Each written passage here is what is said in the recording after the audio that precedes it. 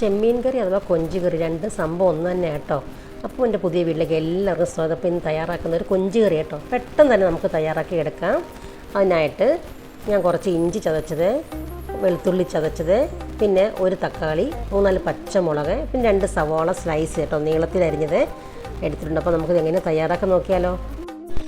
ചൂടായ പാനിലേക്ക് ഞാനൊരു 3 ടേബിൾ സ്പൂൺ ഓയിൽ ഒഴിച്ച് കൊടുത്തു. പിന്നെ 1/4 ടീസ്പൂൺ കടുകും ഒരു 2-3 വറ്റൽമുളക്, ഉണക്കമുളക് കേട്ടോ അതുകൂടെ ചേർത്ത് കൊടുത്തു. ഇനി 1 ടേബിൾ സ്പൂണോളം വെളുത്തുള്ളി ചതച്ചതും 1 ടേബിൾ സ്പൂൺ ഇഞ്ചി ചതച്ചൂടെ ചേർത്ത് കൊടുത്തു. 2-3 പച്ചമുളക് ചേർത്ത് നമുക്ക് നന്നായിട്ടൊന്ന് വഴറ്റി കൊടുക്കണം കേട്ടോ.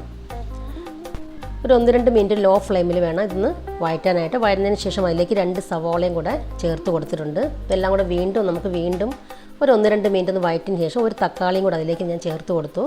പിന്നെ ഒരു 1/4 ടീസ്പൂൺ മഞ്ഞൾപ്പൊടിയും പാകത്തിനുള്ള ഉപ്പുകൂടെ ചേർത്ത് വീണ്ടും നമുക്കൊന്ന് വഴറ്റി കൊടുക്കാം. ചെറിയ ഫ്ലെയിമിൽ വേണം നമ്മളിത് വഴറ്റിയെടുക്കാൻ കേട്ടോ. അപ്പോൾ നമുക്കൊന്ന് അടച്ച് വയ്ക്കാം. അപ്പോൾ പെട്ടെന്ന് ഈ ഉള്ളിയൊക്കെ തക്കാളിയൊക്കെ ഒന്ന് വെന്ത് കിട്ടും കേട്ടോ. അപ്പോൾ അതിലേക്ക് ഞാനൊരു 3 ടീസ്പൂൺ മുളക് പൊടി കേട്ടോ, ഇത് എരിവില്ലാത്ത മുളക് പൊടിയാണ് കേട്ടോ.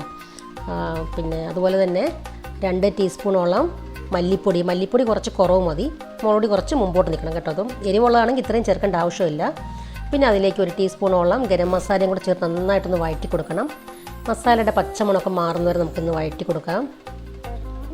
ഇനി അതിലേക്ക് 1 കപ്പ് വെള്ളവും കൂടെ ഒഴിച്ചു കൊടുക്കണം. ഈ അരപ്പൊക്കെ ഇവിടെ നന്നായിട്ട് തിളച്ചിട്ടുണ്ട്. അപ്പോൾ അതിലേക്ക് ഞാൻ കൊഞ്ചൊക്കെ അതിലേക്ക് ചേർത്ത് കൊടുത്തു. ഇനി നന്നായിട്ടൊന്ന് ഇളക്കിയതിന് ശേഷം നമുക്ക് വീണ്ടും ഒന്ന് അടച്ച് വെച്ചൊരു 10 മിനിറ്റ് ഒരു ലോ ഫ്ലെയിമിലൊന്ന് വേവിക്കാം കേട്ടോ. അപ്പോൾ നോൺ വെജ് അല്ലേ, അപ്പോൾ നന്നായിട്ടൊന്ന് വെന്ത് കിട്ടണം കേട്ടോ. പിന്നെ അതിലേക്ക് ഞാൻ 1 ടീസ്പൂണോളം കുരുമുളക് ചതച്ചും കൂടെ ചേർത്ത് കൊടുത്തു. മല്ലിയിലൊക്കെ ഇഷ്ടമുള്ളവർക്ക് വേണമെങ്കിൽ മല്ലിയിലൊക്കെ ചേർത്ത് കൊടുക്കാം. അപ്പോൾ നല്ലൊരു ചെമ്മീൻ കറി ഇവിടെ റെഡി ആയിട്ടുണ്ട് കേട്ടോ. അപ്പോൾ എല്ലാവരും ഇതുപോലെ ഒന്ന് തയ്യാറാക്കി നോക്കണം. അപ്പോൾ വീഡിയോ ഇഷ്ടപ്പെട്ടാലൊന്ന് സബ്സ്ക്രൈബ് ചെയ്യാൻ മറക്കല്ലേ കേട്ടോ. അപ്പോൾ ഒരു പുതിയൊരു വീഡിയോ ആയിട്ട് വരുന്നവരെ ബൈ.